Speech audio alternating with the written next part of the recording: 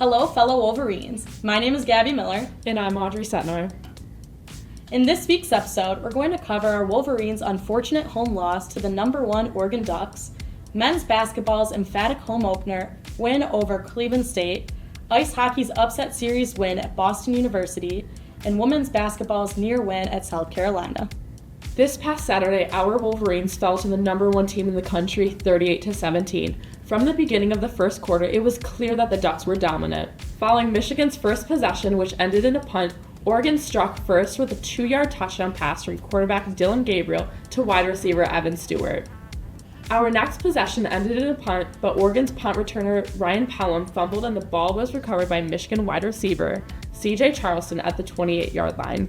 Gaining possession so deep in their territory led to our first touchdown of the game, a 7-yard touchdown pass from Davis Warren to Tyler Morris, tying the game at 7. The second quarter began with a 1-yard touchdown run from Oregon running back Noah Whittington. This was the result of a 6-play drive in which Oregon had 2 plays for over 20 yards and were assisted by a roughing the passer call on Michigan defensive end Josiah Stewart. The next 3 drives of the game ended in punts until Oregon was able to march the ball down the field and scored a 6-yard rushing touchdown once again from Noah Whittington.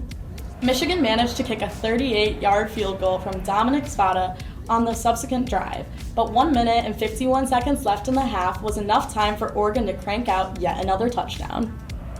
A 23-yard scramble from quarterback Dylan Gabriel put the Ducks up 28-10 going into halftime. Oregon took the first possession of the second half, which ended in a punt. The following drive, Michigan marched down the field and scored a touchdown on a 6-yard pass from Davis Warren to wide receiver Peyton O'Leary. With 7 minutes left in the third, this would be Michigan's last time getting on the board. The next Ducks drive was assisted by an illegal substitution penalty on the Michigan defense, but they redeemed themselves in the red zone with a huge third down stop, forcing Oregon to kick a 26-yard field goal to round out the third quarter at 31-17. The first possession of the fourth quarter belonged to the Ducks, who were forced to punt after a 5-play drive. The subsequent drive was the Wolverines' last opportunity, as they needed a touchdown to have a chance of staying in the game. They got down to the Oregon 10-yard line, and on 4th down and 5, a pass from Samaj Morgan fell incomplete, sealing Michigan's fate. The Ducks ran up the score with the next and final drive, scoring a 2-yard rushing touchdown from running back Jordan James, bringing the score to 38-17. The #1 team in the country remained undefeated, with Michigan falling to 5-4 overall with a 3-3 record in conference play. Michigan's 11th-ranked hockey team swept their weekend series at the 5th-ranked Boston University with strong third-period comebacks and a standout overtime performance. In the first game, Michigan overturned a 1-0 deficit by scoring 5 consecutive goals in the final period, ultimately winning 5-1.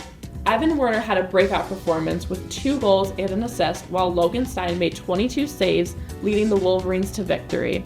Michigan held a significant advantage in shots, 35-23, and controlled possession in the third period, capitalizing on power play opportunities to put the game out of reach. In the second game, junior forward Jackson Hallam delivered a clutch performance, scoring his first career hat trick, including the game winner in overtime. Michigan started strong, with Warner opening the scoring, but BU battled back, holding a 3-2 lead after 2 periods. The teams traded goals in the third period, and Hallam's power play goal at 12:40 tied the game at 4-4. In overtime, Hallam completed his hat trick with a goal set up by Garrett Shifsky, clinching a 5-4 win and the series sweep. Freshman goaltender Cameron Corpy made 24 saves, including a crucial stop with seconds left in regulation, to help Michigan hold off BU and secure the win. Next, Michigan will kick off their conference play against Notre Dame in a 2-game home series at Yale-Size Arena. This Monday, the Michigan Wolverines opened up their men's basketball season against Cleveland State Vikings, a team from Horizon League. After the most recent exhibition game against Toledo, many fans were impressed, so Michigan would be looking to turn heads. Michigan started out strong, getting up 13-4 in the first 5 minutes. However, Cleveland State started to pick up the scoring, but Michigan responded right back. When the score was up 15-7, Danny Wolf got a steal and a nasty dunk to put Michigan up 17-7. Within the first 10 minutes, Michigan was up 25-17. However, the Wolverines pulled away in an instant, highlighted by several fast break dunks, incredible finishes in the paint, and plenty of free throws. Michigan went up on a 29-9 run to end the half. Up 54-26, Michigan had 3 scorers in double figures at halftime. To open the second half, both teams were pretty even, with the Vikings scoring 9 and Michigan scoring 12. But don't get confused. The Wolverines were shooting much better, starting 7 for 9 in the second half versus 5 for 13 at Cleveland State. And this didn't stop either. Michigan shot 68% from the floor and 55% from 3. And after a jumper from Will Cheddar, the Wolverines went up 51 points, leading 91-40. From that point on, Michigan cruised their way to victory, dominantly winning 101-54 to help head coach Dusty May get his first win with the program. Michigan ended the game with a whopping 5 players in double figures and were led by Danny Wolf, a power forward who transferred from Yale. He recorded 19 points and 13 rebounds in his team debut, followed by 16 points from Trey Donaldson and 15 from Will Cheddar. The Wolverines definitely turned some heads on Monday. Michigan's next game is November 10th against Wake Forest. Traveling to Las Vegas, our women's basketball team opened their season against number 1 South Carolina at the T-Mobile Arena. Silas Swords led our women's basketball team, scoring her first collegiate double-double in her debut with 27 points and 12 rebounds. Jordan Hobbs followed behind her, scoring an additional 19 points, with 15 of those coming from the three-point line. Our Wolverines defense held the number 1 Gamecocks to a 33% field goal average while shutting down their star senior Raven Johnson, holding her to 2 points from a trip to the free throw line. Starting 3 freshmen, our Wolverines finished close behind the Gamecocks with a 6-point loss. Look forward to our next women's basketball game this Friday, November 8th at the Chrysler Center against the Lehigh Mountain Hawks. This coming Saturday, November 9th, our Wolverines travel to Bloomington, Indiana to face the number 8 ranked Hoosiers in a Big Ten Conference matchup. Michigan and Indiana are playing for the 73rd time on Saturday, with the Maize and Blue leading the series 62-10. Indiana is led by head coach Kurt Tinetti and senior transfer star quarterback Curtis Rourke, with 2,200 passing yards and 19 touchdowns in 8 games. Indiana is the 2nd highest scoring team in college football and gives up the 7th least points per game, proving to be an extremely challenging opponent. With the final score against Oregon being worse than it really was, and some of the controversial calls that went against our Wolverines, we might actually have a real shot to upset a top 10 team this year.